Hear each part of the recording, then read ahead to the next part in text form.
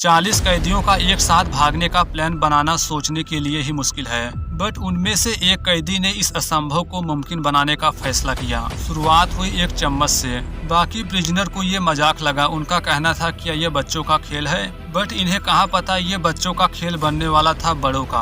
Guard के आंखों में धूल डालकर एक ऐसी योजना बनाई गई जिसने सभी की होश उड़ा दिए। ये 4 दर्जन से ज्यादा कैदी कैद थे देश ब्राजील की जेल में। 2 of Brazil's biggest criminal gangs. Prison riot in southern Brazil. Brazil says it will overhaul the country's penal system. That's after a bloody prison riot broke out between rival gangs. Justice Minister tours the site of the country's bloodiest prison riot in over 2 decades. During a prison riot in Brazil's Goiás, the incident comes as the latest example of Brazil's story की शुरुआत हुई मात्र 14 वर्ष पहले साल 2011 से। ये है देश ब्राजील के दक्षिणी हिस्से में स्थित पराना राज्य का छोटा सा मगर महत्वपूर्ण शहर साओ जोस डोस पिनहाइस। ये शहर बाहर से देखने पर बेहद नॉर्मल लगता है। चौड़ी सड़कें, हल्की हल्की पहाड़ियों के बीच बसे शांत मोहल्ले और एक टाउन लाइफ स्टाइल जिसमें लोग अपने अपने काम में बिजी रहते हैं। लेकिन हर सिटी की एक दूसरी लेयर होती है, एक ऐसी लेयर जो दिखती नहीं मगर बहुत कुछ छुपाए रहती है। ये city mainly agriculture, automobile industry तथा वर्किंग क्लास के पहचान के रूप में जाना जाता है। यहाँ का सोसाइटी है लेबर इंटेंसिव। इकोनॉमी इक्वलिटी काफी क्विक है। कई इलाके अच्छे डेवलपमेंट से जुड़े थे तो कई जगहों पर गरीबी, बेरोजगारी और क्राइम का साया गहरा था। शहर के सेंटर से कुछ ही दूर स्थित था वह पुलिस स्टेशन जहाँ से ये सेंसेशन फरारी हुई। ये कोई बड़ी जेल नहीं थी। पुलिस स्टेशन एक टेम्परेरी डिटेंशन सेंटर की तरह काम करता था, यानी यहाँ उन लोगों को रखा जाता है जो या तो कोर्ट की सुनवाई का वेट कर रहे थे या जिन्हें परमानेंटली ट्रांसफर किया गया है। इस स्टेशन की कैपेसिटी मात्र 12 से 15 कैदियों की थी, लेकिन रियलिटी ये थी कि यहाँ उस समय लगभग 50 से अधिक कैदी ठूसे गए थे। वे एक दूसरे के ऊपर सोते, बारी बारी से सांस लेते और हवा तक के लिए लड़ते थे। यह ओवर क्राउडिंग ब्राजील के हर डिटेंशन सेंटर की एक आम कहानी है। पुलिस स्टेशन की स्ट्रक्चर पुरानी थी, सीमेंट की दीवारें, जंग लगे गेट और सुरक्षा के नाम पर सिर्फ 1-2 सीसीटीवी कैमरे और गिनती के पुलिसमैन थे। यहाँ सिक्योरिटी सिस्टम इतनी कमजोर थी कि एक कैदी को बाहर से सिगरेट यहाँ तक कि मोबाइल फोन देना भी मुश्किल नहीं था। स्टेशन के पिछले हिस्से में एक खुला कोर्टयार्ड था जहाँ कैदियों को दिन में कुछ मिनटों के लिए बाहर निकलने की परमिशन मिलती थी। इसी कोर्टयार्ड के नीचे की जमीन वह जगह बनी जहाँ से शुरुआत हुई खुदाई की। लोकल सोसाइटी में पुलिस के प्रति डिसबिलीव व्याप्त था। पुअर सेक्शन के लोगों का मानना था पुलिस बिना किसी सॉलिड एविडेंस के अरेस्ट करती थी। जेल में इनह्यूमन बिहेवियर होता है। ये सोच भी इस फरारी की नींव तैयार कर रही थी। कुछ लोग मानते थे यदि सोसाइटी न्याय नहीं देता, कैदी खुद न्याय छीनने की कोशिश करते हैं, चाहे वह एक सुरंग के रास्ते क्यों न हो। यह वही माहौल था जहां एक दिन 40 कैदियों ने फैसला किया कि अब और नहीं सहेंगे, भागेंगे अब। साओ जोस डोस पिनहाइस पुलिस स्टेशन की भीतर की दुनिया बाहर से बिल्कुल अलग थी। जहां बाहर के लोग अपने जीवन में बिजी थे, वहीं इस दीवार के अंदर मानो समय जैसे ठहर सा गया था। गर्म दम घोटू दीवारों के भीतर सैकड़ों कहानियां बंद थी, कुछ अपराधों की, कुछ मजबूरी की और कुछ निर्दोष की जो सिस्टम की चक्की में पीस रहे थे। जैसा कि पहले बताया गया, पुलिस स्टेशन में कैपेसिटी 12 से 15 कैदियों की थी, लेकिन 50 से अधिक कैदी मौजूद थे एक छोटे से कमरे में। चारों तरफ सीमेंट की दीवारें और ऊपर से लोहे के सलाखें, हर तरफ बस एक तरफ दूसरे की बॉडी। सोने के लिए जमीन की जगह भी नहीं बचती थी। कोई टॉयलेट नहीं, पीने का पानी लिमिटेड तथा हवा तक सांस लेने में प्रॉब्लम थी। कैदी बारी बारी से दीवार के पास बैठते ताकि थोड़ा ठंडा महसूस कर सकें। ये जगह जेल कम तथा नरक ज्यादा थी। कई कैदी बीमार थे लेकिन इलाज नहीं मिलता। चोट लगती तो बस कपड़ा बांध दिया जाता। ऐसे में भीतर एक ही फीलिंग आ रही थी, बगावत की। इन 50 में से 40 कैदी वे थे जो सीरियस क्राइम में थे, मर्डर, रॉबरी, स्मगलिंग तथा किडनैपिंग। लेकिन उनमें से कुछ ऐसे भी थे जो मामूली चोरी या ब्रेवलिंग के आरोप में बंद थे और सालों से ट्रायल का वेट कर रहे थे। इन कैदियों में 3 सबसे खास थे। पहला रोबर्टो गेटो सांटोस, एक प्रोफेशनल चोर जिसने 7 बार अलग अलग जेलों से भागने की कोशिश की थी। दूसरा डिएगो मार्कुजो, जिसका कनेक्शन जेल के बाहर भी बनी हुई थी। तीसरा लूका फर्नांडिस, एक एजुकेटेड यंग मैन। वह आया था जेल में पहली बार, लेकिन सिस्टम के इनजस्टिस से टूट चुका था। इन सभी में एक कॉमन था, भरोसा टूटना। उन्हें यकीन था कोर्ट, पुलिस या जेल कभी उन्हें इंसाफ दिलाएगी। जेल में खाना दिन में 2 बार मिलता था, बासी चावल और कभी कभी दाल या उबली हुई सब्जी। कभी कभी रात में खाना आता ही नहीं। अगर कोई बीमार होता तो उसे सजा भुगतने की बात कहकर इग्नोर कर दिया जाता। पुलिसमैन में कुछ ऐसे भी थे जो कैदियों को पीटते, एब्यूज करते तथा रिश्वत लेकर कैदियों को छोटे फायदे देते। ये पार्शियलिटी भी भीतर विद्रोह का कारण बना। यह वही माहौल, वही मिट्टी थी जिसमें सुरंग खोदने का बीज पड़ा। पहले यह केवल एक मजाक था, क्यों न जमीन खोद लें, लेकिन जब यह मजाक हर रोज दोहराया जाने लगा तो एक दिन यह इरादा बन गया। फैसला किया गया, हम जमीन में रास्ता बनाएंगे, हम भागेंगे, चाहे मर जाएं, पर इस स्टिंगिंग हवा में और नहीं रहेंगे। साओ जोस दोस फिनहाइस पुलिस स्टेशन की दीवारों के पीछे जब सांस लेना तक मुश्किल हो रहा था, एक चम्मच ने इतिहास रचने की शुरुआत की। यही चम्मच आगे चलकर उस सुरंग की पहली हथौड़ी बनी जिसने जेल के फाउंडेशन को हिला दिया। यह कोई अचानक उठाया गया स्टेप नहीं था, यह एक सोच समझ कर रचा हुआ मिशन था, स्लो, साइलेंट और हर रात आगे बढ़ते हुए। जेल के बैक साइड में एक छोटा सा खुला हुआ कोर्टयार्ड था जहां दिन में कुछ देर कैदियों को बाहर निकलने की परमिशन थी। वहीं एक कोना था जहां जमीन थोड़ी नरम थी, जहां रोशनी पड़ती थी बहुत कम। यहीं से शुरू हुई खुदाई। रॉबर्टो ने अपने चम्मच से मिट्टी खुरेदनी शुरू की। शुरुआत में यह खेल जैसा लग रहा था, जैसे बच्चे छुपकर गड्ढा बना रहे हों, लेकिन धीरे धीरे जब जमीन थोड़ी थोड़ी हटने लगी और बाकी कैदी भी जुड़ने लगे तो ये मिशन बन गया। इस काम को अंजाम तक पहुंचाने के लिए कैदियों ने खुद का एक इंटरनल स्ट्रक्चर खड़ा कर दिया। रॉबर्टो और डियोगो मेन प्लानर तथा डायरेक्शन सेंटर थे। वे डिसाइड करते थे कि सुरंग किस दिशा में जाएगी, कब खुदाई होगी और कौन करेगा। लूका देखता था टाइम मैनेजमेंट तथा सिक्योरिटी। वह कंफर्म करता था कि खुदाई तब हो जब गार्ड की चेंजिंग हो रही हो या फिर ध्यान न दे रहे हो। मार्कोस तथा एंड्रेडो मिट्टी को छुपाने की जिम्मेदारी में थे। वे मिट्टी को कंबल में भरकर बाथरूम या दीवार के पीछे जमा करते थे। साल्वाडोर और टायोगो निगरानी के लिए तैनात थे, जैसे किसी गार्ड का सिग्नल मिलता बताते। ये सब बिना किसी मॉडर्न इक्विपमेंट, मशीन या टेक्निकल हेल्प के हो रहा था। उनके पास सिर्फ चम्मच, टूटी हुई कुर्सियों के टुकड़े, नाखून तथा डिटर्मिनेशन था। खुदाई सिर्फ रात में होती थी, जब जेल में गिनती हो चुकी होती और गार्ड थककर ढीले पड़ जाते। दिन में प्लानिंग बनती थी, कौन कब खुदाई करेगा, कितना डेब्रिस हटेगा और कैसे बाहर छुपाया जाएगा। रात में एक या दो कैदी निगरानी करते, बाकी करते खुदाई। एक एक इंच बढ़ना किसी युद्ध से कम नहीं था। मिट्टी का ढेर, दम घुटता अंधेरा और डर की कहीं कुछ गड़बड़ न हो जाए। टनल खोदते समय कई बार मिट्टी गिरने से कैदियों को चोट लगी। एक बार एक हिस्सा ढह गया, डियोगो का हाथ जख्मी हो गया, बट कोई ट्रीटमेंट नहीं मिला। कपड़े से बांधकर दोबारा से काम में जुट गए। एक और बड़ा खतरा था शोरगुल। दीवार के उस पार गार्ड होते थे, अगर जरा भी जमीन में वाइब्रेशन हुआ तो सब कुछ बर्बाद हो सकता था। इसलिए कैदियों ने खुद को सिखाया कि कैसे बिना आवाज के खुदाई करनी है। चम्मच को धीरे चलाना है, मिट्टी को कपड़े पर गिराना है तथा हर कुछ मिनट बाद रुक जाना है। 2 हफ्तों के अंदर सुरंग ने लगभग 5 मीटर की दूरी तय कर ली थी। यह एक नैरो टनल था, बस इतना कि एक व्यक्ति झुककर रेंग सके। दीवारों को मजबूत बनाने के लिए कैदियों ने अपने कपड़े, ब्लैंकेट तथा लकड़ियों के टुकड़े का इस्तेमाल किया। अब यह सपना एक हकीकत बन चुका था, एक ऐसा रास्ता जो उन्हें जेल से आजादी की तरफ ले जाएगा। लेकिन सबसे मुश्किल हिस्सा अभी भी बाकी था, जेल की दीवारों के बाहर पहुंचना बिना पकड़े गए। टनल की खुदाई अब अपने फाइनल स्टेज में थी। कैदियों की आंखों में पहली बार उम्मीद की चमक, लेकिन उसी चमक के साथ कुछ साए और भी गहरे हो चले थे। सवाल ये नहीं था कि सुरंग बन रही थी, सवाल ये था क्या कोई जानता था ये सब हो रहा है? क्या जेल की 4 दीवारी में मौजूद गार्ड वाकई अनजान थे या फिर किसी ने जानबूझकर आंखें बंद कर रखी थी?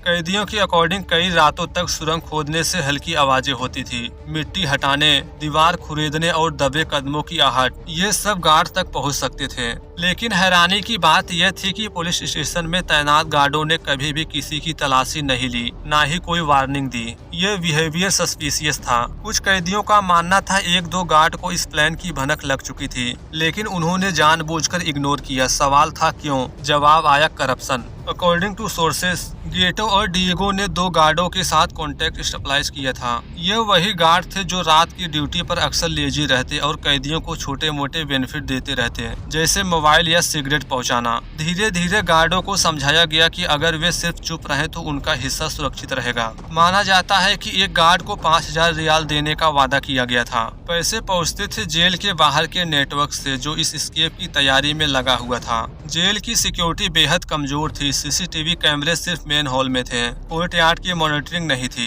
रात में गार्ड अक्सर नींद में या मोबाइल में व्यस्त रहते हैं। रोजाना कैदियों की गिनती सिर्फ पेपर तक सीमित थी। असल में कोई नहीं देखता था कि कैदी सही सलामत अपनी जगह पर है या नहीं। इन फ्लॉस ने टनल को सांस लेने का मौका दिया। सिस्टम की कोलिजन या सिस्टम की लापरवाही, ये कहना मुश्किल था कि पुलिस स्टेशन के ऑफिसर्स इस प्लानिंग में सीधे शामिल थे या नहीं, लेकिन इतना क्लियर था कि इतनी बड़ी सुरंग, इतनी रातों तक खुदाई और मिट्टी का डिस्पोजल, ये सब किसी ध्यान देने वाले सिस्टम में असंभव होता। या तो ये सिस्टम जानबूझकर साइलेंट था या फिर इतना पैरालाइज तथा करप्ट हो चुका था कि कुछ देख ही नहीं पाया। कुछ जर्नलिस्ट ने दावा किया कि गार्ड खुद मानते थे कि अंदर के हालात इतने खराब थे कि कोई भागे तो अच्छा ही है। कैदियों ने भी गार्डों को धोखा देने के लिए कई तरकीबें अपनाई। एक कैदी गार्ड के पास जाकर छोटे कंप्लेन करता, जैसे पेट में दर्द या झगड़ा, जिससे उसका ध्यान हटे। मिट्टी को बाथरूम की टंकी में भर दिया जाता ताकि कोई देख न सके। एक बार खुदाई करते हुए कैदियों ने गाने गाने लगे आवाज छुपाने के लिए। हर रात यह युद्ध जैसा था। अब यह फरारी सिर्फ कैदियों का काम नहीं रह गया था। जेल के बाहर कुछ लोग थे, दोस्त, रिश्तेदार या शायद क्रिमिनल गैंग्स, जो बाहर से निकलने के बाद कैदियों को गायब करने की तैयारी कर रहे थे। यानी जैसे ही कैदी सुरंग से बाहर निकलते, बाहर व्हीकल, कैश में पैसे, नए कपड़े और सेल्टी पहले से तैनात थे। ये सब दर्शाता है कि यह सिर्फ एक जेल ब्रेक नहीं थी, ये थी एक सोची समझी साजिश जिसमें कई चेहरे थे, कुछ जेल के अंदर, कुछ बाहर और कुछ नीचे टनल में छुपे हुए। टनल अब लगभग अपने मुकाम के करीब था। हफ्तों की मेहनत, थकी हुई सांसें और पसीने से भीगे कपड़े, सब मिलकर एक ऐसे पल की ओर बढ़ रहे थे जो हर कैदियों के लिए जीवन तथा मृत्यु की बीच की रेखा थी। 40 कैदी, एक सुरंग और सिर्फ कुछ ही इंच बाकी थे उस आजादी से जिसका सपना इन्होंने हर रात आंखों में संजोया था। टनल अब करीब 12 मीटर लंबी हो चुकी थी। मिट्टी और चट्टानों से होते हुए वे जेल के पिछले दीवार के पार पहुंचने वाले थे, वहीं जहां पुराना ड्रेनेज पाइप था जो बाहर खुलता था बस्ती की ओर। अब समस्या ये थी कि अंतिम 1 से 2 मीटर बेहद कठिन थे। वहां चट्टानें ज्यादा थी और जगह बेहद तंग। इसके अलावा अब तक खुदाई की वजह से मिट्टी का ढांचा अनस्टेबल हो चुका था, कभी भी ढह सकती थी सुरंग। गेटो और डिएगो ने एक नया रूल्स बनाया। अब खुदाई सिर्फ 2 कैदी ही करेंगे ताकि सुरंग में ज्यादा भार न पड़े। अंदर जाने वाला कैदी रस्सी से बंधा होता ताकि जरूरत पड़ने पर उसे खींचा जा सके। लूका ने बाहर छुपाई मिट्टी को धीरे धीरे बाथरूम की टंकी, नाली और टॉयलेट के पीछे ढकेलना शुरू किया। एक रात जब टनल में काम हो रहा था, मिट्टी का एक हिस्सा अचानक गिर गया। अंदर मौजूद कैदी मार्शल कुछ मिनटों तक मलबे में दबा रहा, सांस लेने की जगह नहीं थी। गेटो और 2 अन्य कैदियों ने उसे बाहर खींचा, हुआ बेहोश हो चुका था। यह मोमेंट सबके लिए एक वार्निंग था, एक मिस्टेक और सब कुछ खत्म। इसके बाद खुदाई में और सतर्कता बरती गई। बाहर से हवा पहुंचाने के लिए कैदियों ने प्लास्टिक की पाइप की अरेंजमेंट की, जिसे वे धीरे धीरे डालते थे सुरंग के भीतर। फाइनली वक्त आ चुका था 15 जुलाई साल 2011, वह रात जब फैसला लिया जाएगा भागने का। कैदियों को 2 ग्रुप में डिवाइड किया गया। पहला समूह सबसे एक्सपीरियंस और तेज, इसमें गेटो, डिएगो, लूका, टाइगो तथा अदर शामिल होंगे। ये पहले निकलेंगे ताकि बाहर जाकर सिचुएशन को हैंडल करें। दूसरा ग्रुप कमजोर, बीमार तथा नए कैदी, उन्हें बाद में बाहर निकाला जाएगा जब रास्ता पूरी तरह साफ हो। हर कैदी को समझा दिया गया कि कैसे एक एक करके रेंगते हुए जाना है, कैसे बाहर निकलते ही पेड़ के पीछे छुपना है और कैसे एक इशारे में दौड़ लगानी है। सभी को अपना अपना भाग्य सौंप दिया गया। किसी को नया जीवन मिलने वाला था और किसी को शायद मौत। 16 जुलाई, जेल की दीवारें शांत थी, लेकिन जमीन के नीचे मानो ज्वालामुखी फूट रहा था। सुरंग के भीतर धीरे धीरे रेंग रहा था एक एक शरीर। मिट्टी गिर रही थी, सांसें थमी हुई थी। अचानक एक झोंका और पहली बार टनल का आउटसाइड बाहर की हवा से टकराया।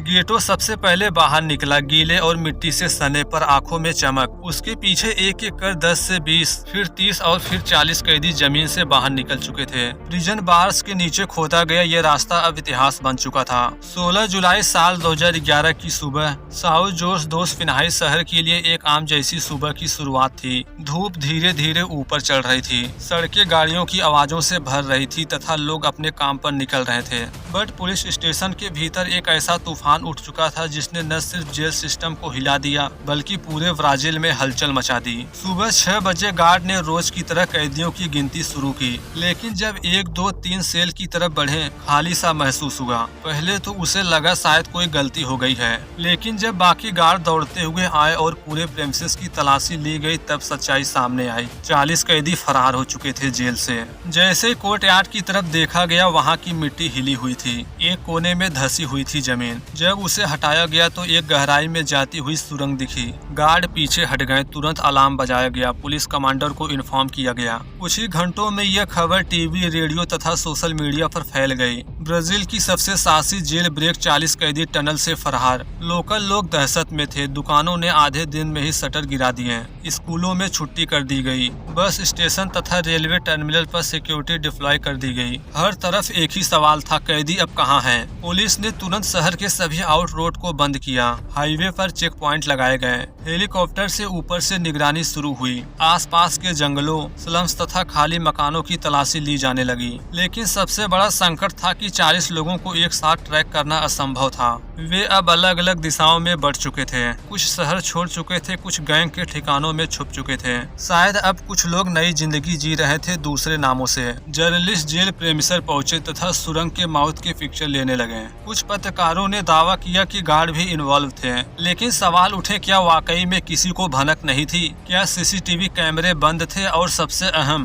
कैसे 40 लोग एक साथ निकल गए बिना पकड़े जाने के? शहर की जनता में डर और गुस्सा दोनों था। अगर वे फिर से अपराध करे तो जिम्मेदार कौन? हमारा परिवार अब कैसे सुरक्षित रहेगा? कुछ परिवारों ने पुलिस स्टेशन के बाहर प्रदर्शन किए। लोगों ने पूछा, क्या यह जेल है या मजाक? अगले 24 घंटे उसी दिन शाम तक पुलिस ने 5 कैदियों को पास के इलाके से पकड़ा। वे थक चुके थे, छिपते छिपते भूख से बेहाल थे। 2 जंगल में मिले, एक को बस स्टेशन से तथा 2 गैराज में छुपे हुए थे। बाकी 35 गायब। 40 में से 50 कैदियों को पकड़ लेने के बाद पुलिस तथा मीडिया को थोड़ी राहत मिली। लेकिन असली ट्रबल तो अब शुरू हुआ था। 35 फरार कैदी अब सोसाइटी में कहीं घुल चुके थे। ये कोई आम चोर उचक्के नहीं थे।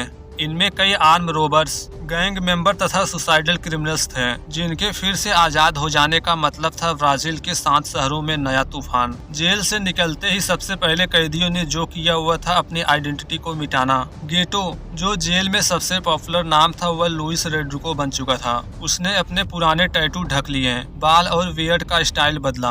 अपने गैंग के कॉन्टैक्ट के थ्रू आर्मी डॉक्यूमेंट हासिल किए। डिएगो ने एक ट्रक ड्राइवर की यूनिफॉर्म पहनी। एक दिन के भीतर ही साओ पाउलो की सीमा को पार कर ली। उसका भाई एक ट्रांसपोर्ट कंपनी में काम करता था। अब वही उसके नई पहचान का शील्ड बना। कुछ कैदी उत्तर की ओर भागे, अमेज़न के गहरे जंगलों में, जहां पुलिस की पहुंच लगभग असंभव थी। वहां वे लोकल गैंग में शामिल हो गए। इस फरारी के पीछे एक और परछाई थी, क्रिमिनल गैंग्स की इन्वॉल्वमेंट। जेल ब्रेक के कुछ ही दिनों बाद पुलिस ने पाया कुछ नामी क्रिमिनल गैंग्स ने कुछ फरार कैदियों को अपने संरक्षण में ले लिया है।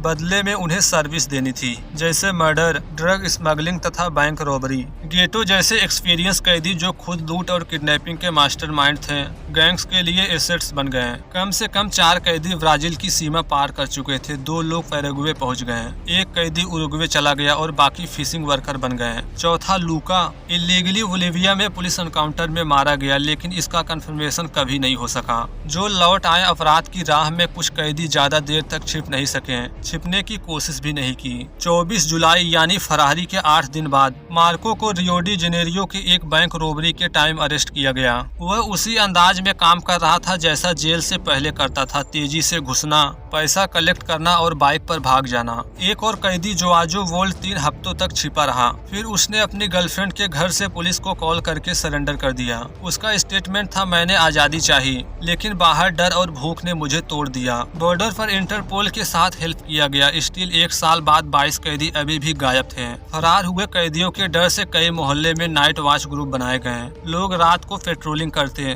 गेट पर ताले लगाते तथा अजनबियों से सवाल करते। गवर्नमेंट ने दावा किया, हम सबको पकड़ लेंगे, यह वादा है। लेकिन लोग जानते थे शायद बाकी कैदी लौटकर कभी नहीं आएंगे और शायद अब नए चेहरे के साथ छिपे रहेंगे। जुलाई के आखिरी सप्ताह में ब्राजील की जुडिशरी ने एक स्पेशल इन्वेस्टिगेशन ऑर्डर की। कमीशन का मकसद था फरारी की पूरी योजना को अनकवर करना, जेल स्टाफ के रोल को इन्वेस्टिगेट करना तथा ये तय करना कि क्या भीतर से मदद मिली थी। पहला बड़ा झटका सीसीटीवी कैमरे। जांच में पाया गया पुलिस स्टेशन के 4 सीसीटीवी कैमरे पिछले 11 दिनों से बंद थे।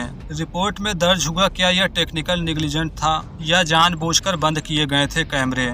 दोनों ही केस में ये सीरियस क्राइम है। इससे शक और भी गहरा हुआ, क्या जेल एडमिनिस्ट्रेशन जानबूझकर आंखें बंद कर चुका था। पुलिस स्टेशन के चीफ रोड्रिगो फर्नांडिस को सस्पेंड कर दिया गया। उसके 2 सीनियर गार्ड पर इंटरनल इन्वेस्टिगेशन शुरू हुई। अकॉर्डिंग टू रिपोर्ट, उन्हें कैदियों की सस्पिशियस मूवमेंट की जानकारी थी, लेकिन वे रात की शांति को भंग नहीं करना चाहते थे और उन्होंने रिपोर्ट फाइल नहीं की। जेल गार्ड्स यूनियन ने प्रेस कॉन्फ्रेंस में एडमिनिस्ट्रेशन का बचाव किया। कहा गया, हमारे स्टाफ की संख्या कैपेसिटी से आधी है। हर गार्ड 80 से अधिक कैदियों को अकेले संभालता है। सुरंग की खुदाई महीनों से चल रही थी और हमें कोई रिसोर्सेस नहीं मिले।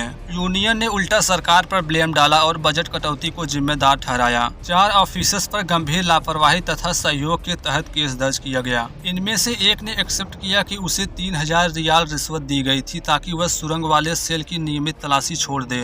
एक इंजीनियर जो जेल के पिछले मरम्मत में शामिल था उस पर भी जांच बैठी, क्योंकि सुरंग के जिस एरिया में खुदाई हुई थी वहां की मिट्टी असामान्य रूप से नर्म पाई गई थी।